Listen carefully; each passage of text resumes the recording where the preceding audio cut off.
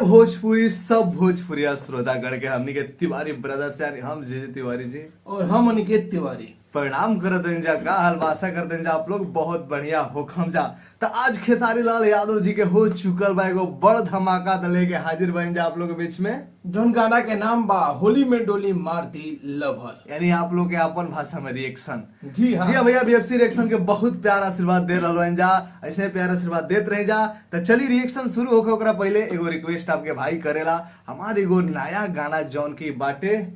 AFE मतलब काफी एगो अलग मैटर के औरत वाला भाव बाटे, जरूर देखम जा। हमार ऑफिशियल यूट्यूब चैनल पर रिलीज हुई बा, बाकी हमरा होली गीत AFE भोजपुरी में नीचे डिस्क्रिप्शन में लिंक बा, काल्हे रिलीज हुई बा। सब गाना के डिस्क्रिप्शन में लिंक देले बानी और जीजी तिवारी ऑफिशियल यूट्यूब चैनल के आप लोग सर्च करके सब्सक्राइब कर लीजा। अब बात कर जाओ सब भैया लोग जाना तालो, अब बात कर जाओ कि होली में डोली मार दिलो भर के गाना के लिखले होली में डोली मार दिलो भर। अरे बाप, तो एमे 3 गो राइटर लिखले वालो प्यारी लाल यादव, कवि जी, आजाद सिंह जी और श्याम जरूर बवाल होई काहे कि वो पिछले बार भी 3 कोनो गाना और खेसारी लाल यादव जी के मधुर आवाज में गाना के सजावल गइल बा और आर्या शर्मा जी जो कि में म्यूजिक देले अच्छा चुमा वाला गाना यही लिखले रहलो। देखा हमारे इ तीनों आदमी के नाम से याद आ गेल काहे रिएक्शन देले रही। तो देखा जाए तो बहुत ही बेहतरीन टीम जो कि गाना में काम के लिए भी आ और वीडियो और एगो आप सब के सारे फैंस लोग से भोजपुरिया दर्शक लोग से माफी मांगा तनी काहे कि कल हमनी के तनी बिजी रही जा, भाई साहब के बर्थडे रे भैया, झूठ का पूरे दिन ही आप समझ रहे बनी काम तो बहुत कर। आप लोग पीछे देख सकते हैं कि सब लागल बा तो पूरे दिन तैयारी चल खबर मिलल काहे उ सोचले रही जा कि उहे वीडियो कौन गाना के नाम हो एंगल म्यूजिक स्टाइल बा, रंगाई कोनो गाना के नाम है देवरा रंगा त चली। हां तो एंगल म्यूजिक से ओकरो रिएक्शन आप लोग के शाम तक आ जाई थी, लेकिन एकरा के ए से पहले डाल दिन जाए अब तो लेट होइए चुकल बा। ती अभी आई बटे अंकिता फिल्म से, ओरिजिनल वीडियो के नीचे डिस्क्रिप्शन में लिंक बा। और रिएक्शन शुरू करे से पहले रिक्वेस्ट करम कि आप लोग व्यू और सब लाइक बहुत देते हैं जा। ए वीडियो के 3000 टारगेट बाटे, लेकिन सब्सक्राइब बहुत दबा दो लोग, तो सब्सक्राइब जरूर कर जा। नीचे जो लाल रंग के सब्सक्राइब वाला बटन दियल बा ओकरा के दबा के उजर कर दी जा। दबाई जब तक उजर होई एकरा बाद घंटी वाला बटन आई ओकरा के दबा लेंदा, तो सबसे पहले आपके पास नोटिफिकेशन पहुंची के खेसारी लाल यादव जी के नया रिएक्शन होली में खाली दबा दबा खेलबो। होली में दबाव ना जाला, लगावल जाला तो मारी दबाओ दबाओ। चलो छोड़ो कोनो बात ना, शुरू कर जाओ। हाँ। प्यार आशीर्वाद देते रहे जैसे भाई पे रिएक्शन गदगदाते शुरू कर जाओ। हां अरे होली है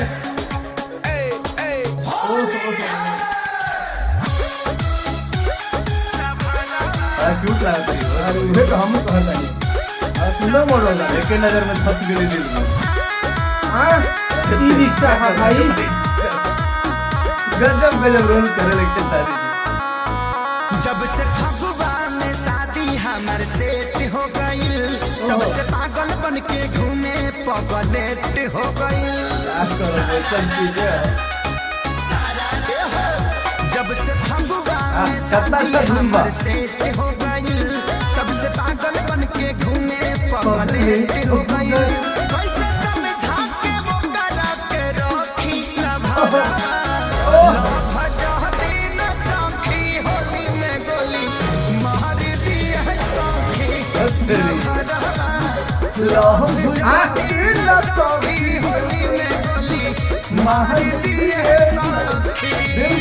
जुआन पे चढ़ गई गाना, इतना अच्छा बा।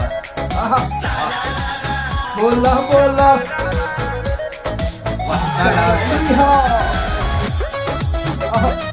काफी जबरदस्त वीडियो बनैले बा लोग, जे भी एडिट कैले बा, एडिट करे वाले के सैल्यूट बा। डांस की कोरियोग्राफर, कैमरामैन जी जवाब। के खबर कैले लगन हम धरवन,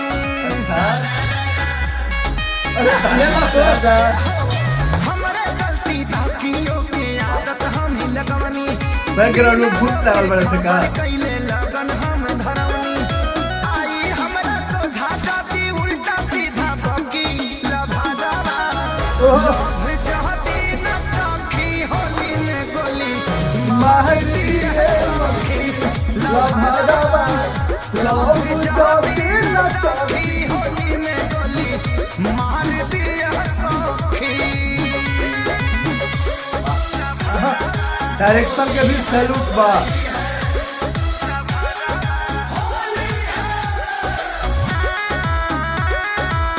गजब गजब गजब, कैमरा एंगल भी, डांस भी, डायरेक्शन भी। श्याम देहाती प्यारे लाल आजाद सजा के कहानी कैसे छोड़ी खेसारी लगे इतना दिन रहनी बोलो ना होली है श्याम देहाती प्यारे लाल मजा आ रहा है आजाद सजा के कहानी कैसे छोड़ी खेसारी लगे इतना दिन रहनी धमकी देके बंद कैले समरो हॉकी बॉकी लभारा लभ जहती न चाखी होली में गोली मार दिए सखी लहरावा लव जहती न चाखी होली में गोली मार दिए सखी। क्या लाइन बा ओहो चला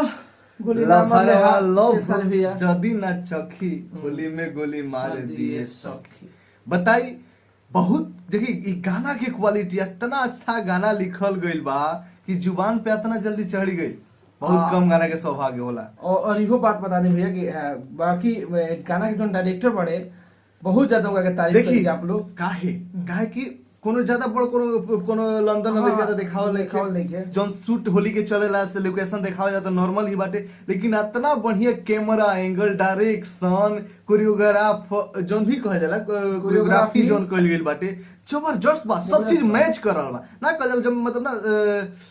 3200 के 3200 गुण मिल जाला उहे हाल है 36 गोला 3600 के 36 गुण मिल जाला तो उहे वीडियो में भइल बा सब कुछ अच्छा बाटे हीरोइन भी परफेक्ट लागली हीरोइन परफेक्ट तू कहत रहा एक एलिना थोड़ा ना चढ़ कहम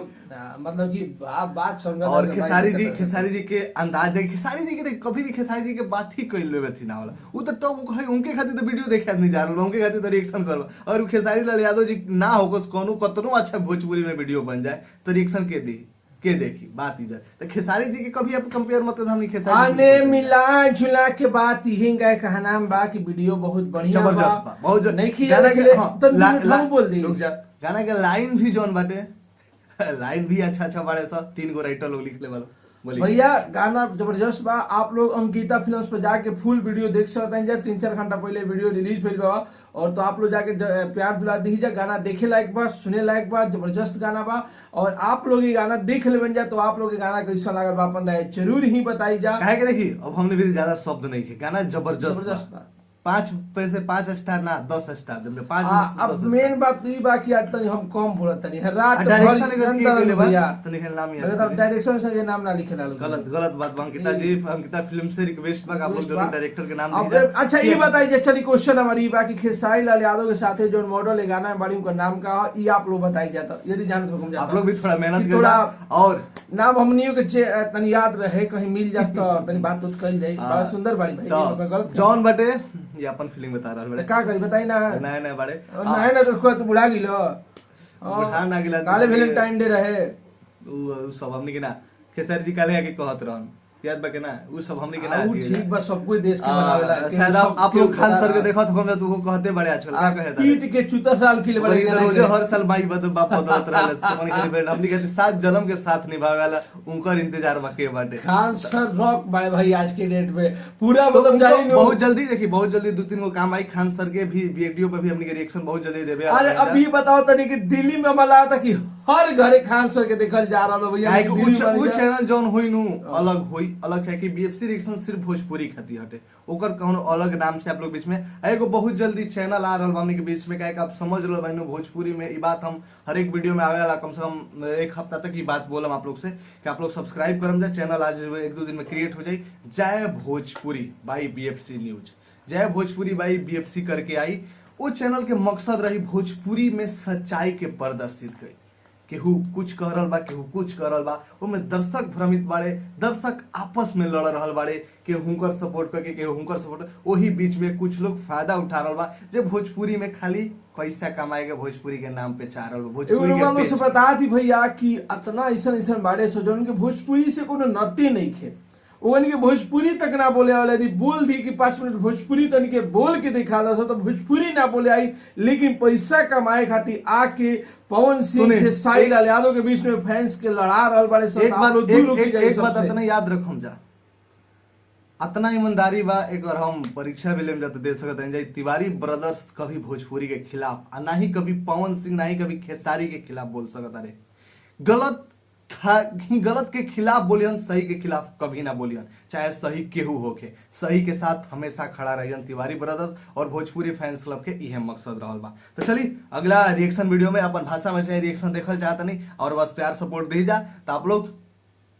चैनल के सब्सक्राइब जरूर कीजिए, बहुत कम सब्सक्राइब और लाइक करते हैं जा। मिलते हैं अगला रिएक्शन वीडियो में। जय भोजपुरी। शाम के रिएक्शन आवे वाला दूसरा का गाना के एकता बना के रखी जा।